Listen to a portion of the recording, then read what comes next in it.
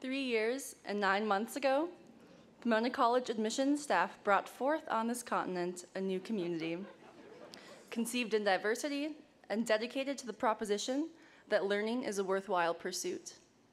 Now we are met on Marsden Quad, where we have come to consecrate our experiences here at Pomona, to honor and celebrate our dedication to the culture of education. The ideas for this speech did not simply pour from my head.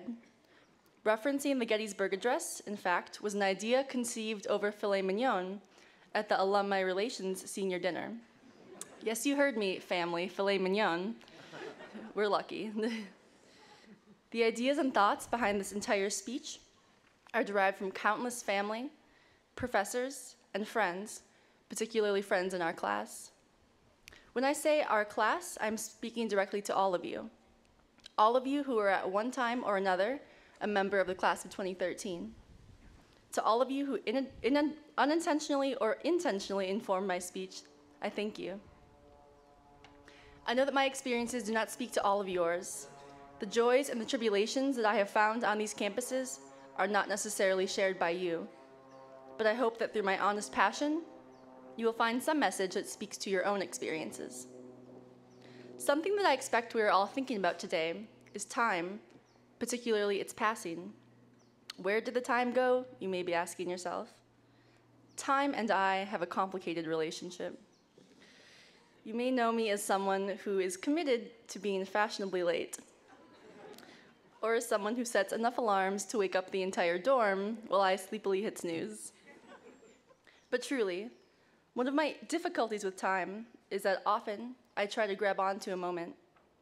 I become aware of the moment's momentousness, and I latch on, grasping at something that was never meant to be fixed. I feel the moment slipping away, swiftly between my fingers like precious sand from senior week beaches, and I panic, struck with grief for the loss of this experience. What I've learned thus far in my 22 years of life is that the act of trying to stop the moment from passing is nothing short of Sisyphean. It only leads to disappointment and downfall. Rather than trying to grasp moments, we can instead pause to reflect upon them. Rather than grieving for the losses of moments, we can recognize them for what they were and how they have enriched us before we keep moving forward. Embracing these inevitable temporal shifts and recognizing their powers can make all the difference. I have a very distinctive memory from the very beginning of my freshman year here. I was on a bus ride to June Lake for my orientation adventure, or OA. On this bus ride, I sat next to one of our trip leaders, a senior, who said something to me that has stuck with me. "You're so lucky," he said. "I wish I could switch places with you." Stewing in my own anxiety, I did not believe him.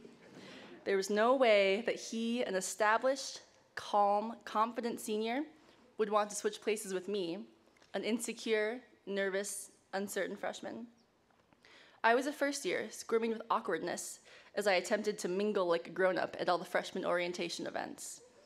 Meeting someone at the Pitzer Luau and reciting that script that most of us remember well. "What OA are you on? Where are you living? Who are your sponsors? Where are you from?" On this bus ride, I was naive to the power of time and to the veracity of that senior's sentiment. Now, almost 4 years later, I get it.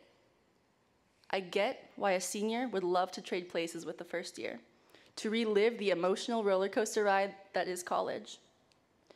A change in time seems to force a change in perspective, and I often find myself wishing that I could step back for a moment to wonder and reflect. Last fall, as my sentimentality was beginning to creep up on me, I took a creative writing course, and I wrote a syrupy sonnet about time, about the passing of time. I wrote the poem about a hypothetical pause button with which we could control time. I will share this poem with you now. I think one day I'll make the world's first pause. With just a press, your time, your day would stop. Your breathing calm, your breathing soft as gauze, this button bright at just a pen's swift drop. Can you imagine all the things you do? Dance free down streets and twirl cross grasses lime, Bake warm, round cakes and stuff mailboxes blue with frosting, forks, handwritten notes, and time. If mouths unpursed, untangled into grin, I'd laze in salty sand and count the clouds. If hearts were light and minds clear, outside in, sip lemonade beneath bright patterned shrouds. I like to think we'd all breathe in with grace, then push the button off, resume, embrace.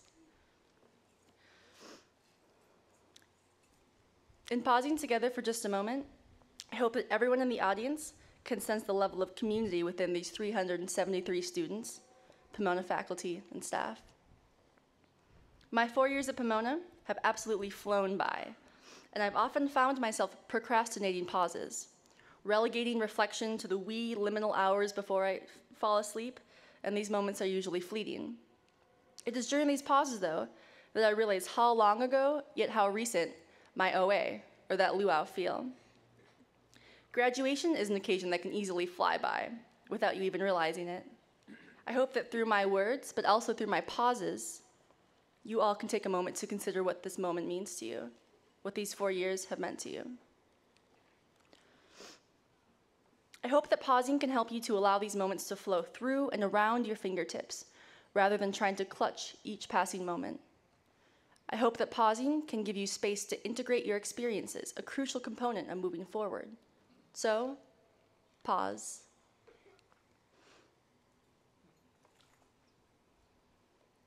When I pause to consider what these 4 years have meant to me, I think about stopping into a professor's office hours, only ending up staying for over an hour.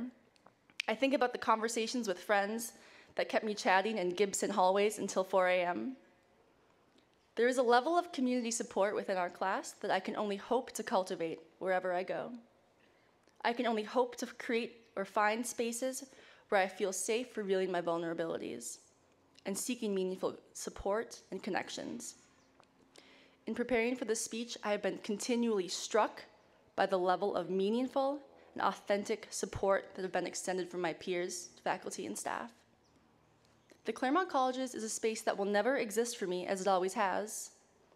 This is a community that exists not because of the beautiful weather, not because of the carefully cultivated flora that adorn these campuses.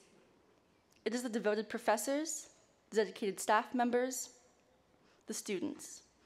The crux of my affinity for Pomona College is the people. It is all of you that have shaped my experiences here. And when we all leave this campus in a day or so, there's no knowing if or when we will ever return. I wouldn't return to Pomona just to revisit the dorms. I wouldn't book a flight into Ontario because I missed the village or its closing time of 9 p.m. I would be returning to see all of you and to immerse myself once again in the atmosphere that the class of 2013 has skillfully cultivated. The atmosphere of collaboration and humble ambition. The atmosphere of optimistic realism and enthusiasm for pausing to challenge our old conceptions of the world. The atmosphere that we have developed over 4 glorious years in a bubble of sunshine, preparing ourselves to burst this bubble and to realize our potential throughout the world. I propose that we make a promise to one another, to all return here to Pomona for one epic reunion, that we commit ourselves to taking time in our lives to push the pause button and to reacquaint ourselves with one another and our experiences. The year for the reunion to me is arbitrary, since 2047 seems much too far away. How about we say 2018?